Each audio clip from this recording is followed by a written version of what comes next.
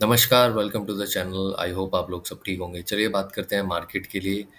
8 of July 2025 Tuesday Sensex expiry के लिए हमारा क्या व्यू रह सकता है, और साथ ही बात करने वाले हैं आज जिस तरह से मार्केट में मूवमेंट रहा और उसके साथ ही ग्लोबल मार्केट के बारे में, और साथ ही कुछ न्यूज़ जो निकल के सामने आ रही हैं, इंडिया यूएस ट्रेड डील या फिर ट्रम्प टैरिफ की, उसके बारे में भी थोड़ा सा डिस्कशन करने वाले हैं। चलिए बात करते हैं पहले ग्लोबल मार्केट की। तो देखिए, डाउ जोन अभी लगभग 173 पॉइंट डाउन दिखा रहा है, और नैस्डैक में भी लगभग 120 पॉइंट की गिरावट देखी जा रही है, जो कि usually because of the Tesla share.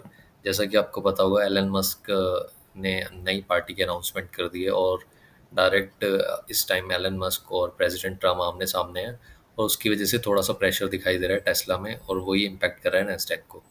बात करें एशियन मार्केट की, तो हमारी मार्केट की तरह बाकी चाइनीज़, जापानीज़ और ताइवान की मार्केट में भी लगभग आज साइडवेज मूवमेंट रहा।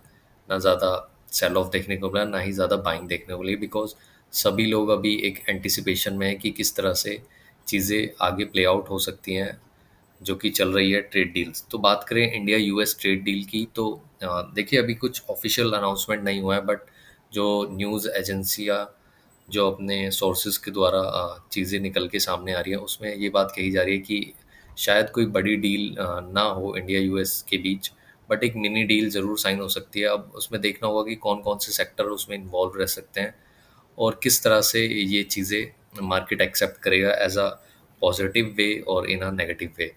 तो उसके बारे में ज़रूर एक हमारा व्यू रह सकता है कि मार्केट किस दिशा में लेके जाएगा उसको। देखिए, अब ये कभी भी पब्लिश हो सकती है, मे बी आज रात को या फिर कल, या फिर परसों तो लास्ट डेट है ही।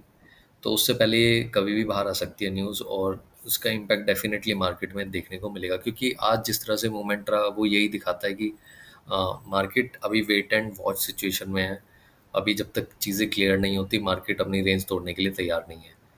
देखिए, यूएस डील के साथ साथ एक चीज़ और निकल के सामने आई है, जैसे कि कल ट्रम्प ने एक सोशल मीडिया पे पोस्ट करा था, और उन्होंने वार्निंग दी थी, जो कि उन्होंने लास्ट टाइम भी ब्रिक्स को लेके दी थी, जो कि एक ग्रुप है Brazil, Russia, India, China and south Africa का। जो लास्ट टाइम इन्होंने डिस्कशन किया था कि हम एक दूसरी करेंसी में ट्रेड करना चाहेंगे, मतलब डॉलर को वो एक तरह से इग्नोर करना चाहेंगे। तो ट्रम्प ने अब दोबारा साफ कर दिया है, अगर ऐसी कोशिश करी, मतलब एक तरह से उन्होंने धमकी दी है, तो वो 10% एक्स्ट्रा टैरिफ लगाएंगे।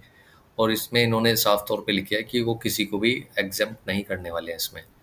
No exception to this policy. तो मतलब अगर ऐसा कुछ होता है, तो डेफिनेटली इंडिया के ऊपर भी इसका इम्पैक्ट मिलेगा। देखिए, जब तक चीज़ें ऑफिशियली क्लियर नहीं हो जाती, तब तक हम कुछ भी नहीं कह सकते। ट्रम्प कई बार पहले भी ऐसे कर चुके हैं कि कुछ सोशल मीडिया पे पोस्ट या फिर वो कुछ ऐसे इंटरव्यूज़ देते हैं, जिससे मार्केट में थोड़ा सा पैनिक या फिर कुछ ऐसी सिचुएशन क्रिएट हो, और उसके बाद वो सडनली पलट भी जाते हैं। तो एक तरह से वो एक ऑपरेटर का काम करते हैं, टू बी फ्रैंक। तो जब तक चीज़ें ऑफिशियल नहीं हो जाती, आई थिंक मार्केट इसी में रहेगा, वेट एंड वॉच में। बात करें लेवल्स की, तो देखिए, निफ्टी आज एक रेंज तोड़ने को बिल्कुल तैयार नहीं था। बहुत ही साइडवेज मूवमेंट शो करी। ये फ्राइडे के सेकंड हाफ से शुरू हो गया था, और आज उसी रेंज में कंटिन्यू रहा पूरे time.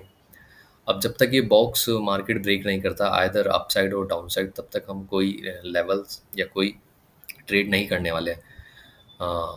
Let's go to the point, किस लेवल की हम बात करने वाले हैं। तो देखिए, अपसाइड में 25,500, जब तक मार्केट इससे ऊपर क्लोजिंग नहीं दे देता या इससे ऊपर मोमेंटम नहीं दिखा सकता, डेफिनेटली तब तक मार्केट वीक है।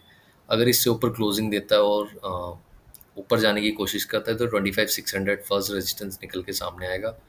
अगर डाउन साइड की बात करें, तो 25,400, जब तक डाउन साइड में ये क्लोजिंग नहीं करता, तो उसके बाद लेवल देखने को मिल सकते हैं 25,300, और फिर सबसे बड़ा सपोर्ट जो है वो है 25,116। अगर मार्केट इस लेवल को क्रॉस करता है, जो कि है 25,340, बिकॉज लगभग पिछले वीक से लोअर हायर लोज बनाया जा रहा था मार्केट। ये पहला लोज था, फिर सेकंड डे ये था, फिर थर्ड डे ये था, आज जरूर साइडवेज रहा। तो अगर ये लो टूटता है, तो डेफिनेटली एक सेल ऑफ देखने को मिल सकता है हमें बड़ा। बात करें निफ्टी बैंक की, तो निफ्टी बैंक ने कल ज़रूर एक रिकवरी दिखाने, सॉरी, फ्राइडे को ज़रूर एक रिकवरी दिखाने की कोशिश करी थी, बट आज वो भी पूरी तरह से साइडवेज रहा। निफ्टी बैंक की बात करें, तो 57,200 एक रेजिस्टेंस के तौर पे काम करेगा, और डाउन साइड में फ्राइडे का लो 56,650। ये एक बड़ा सपोर्ट का काम करेगा। बात करें सेंसेक्स की, बिकॉज कल सेंसेक्स की एक्सपायरी है, तो सेंसेक्स भी एक रेंज बाउंड में ट्रेड कर रहा है। रेजिस्टेंस की बात करें तो 83,500 के आसपास एक रेजिस्टेंस फेस कर सकता है। अगर ये ब्रेकआउट करता है अपसाइड के लिए with volume and with proper force, तो डेफिनेटली 83,800 तक सेंसेक्स जा सकता है। डाउन साइड की बात करें तो 83,300 ये एक सपोर्ट का काम करेगा। अगर ये ब्रेक होती है तो डेफिनेटली 83,000 तक सेंसेक्स को हम देख सकते हैं। I hope you like this video. Thank you very much.